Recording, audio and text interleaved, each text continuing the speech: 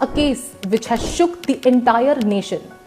Let's talk about the painful story of Atul Subhash. Atul Subhash, a young man who has lost his life and everything else in a bargain of what? Women's right.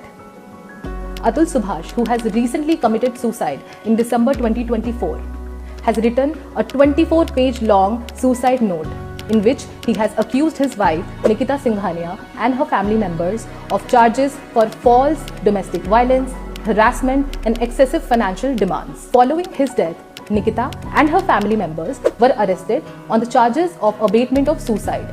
However, they were granted bail. Recently, the mother of the deceased has filed a plea before the Honorable Supreme Court of India for the custodial rights of the child. However, the Honorable Supreme Court has denied the same. Men's right has always been a controversial topic in India. Law is there to protect you and empower you. However, the lack of judicial reforms for the men has made it difficult for the man to fight their legal cases. The case of Atul Subhash has aggravated topics on mental health issues, ensuring that the legal process are not misused, and what are the aftermath effects on the family. So let's talk about your rights as a man. So the common marital problems which usually occurs in a marriage: lack of transparency and communication, financial disagreements, any form of abuse, infidelity, any kind of neglect, any false accusations or misuse of law. Various legal protection available to a man in India. So firstly, if a woman has filed any form of criminal complaint against you, you can directly approach the Honorable High Court of your region and you can file a quashing petition there.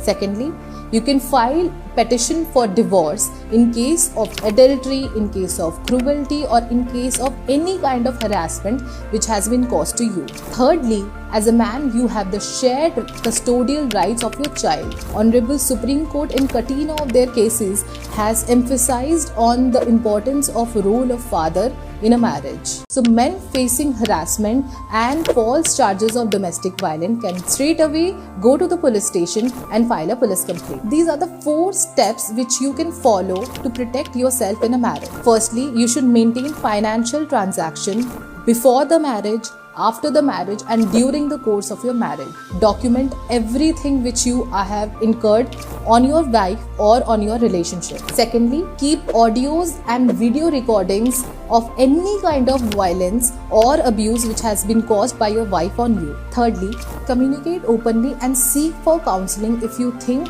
that your marriage is still at a stage of reconciliation. So whether you are a husband or a wife, knowing your rights is your first step towards legal empowerment.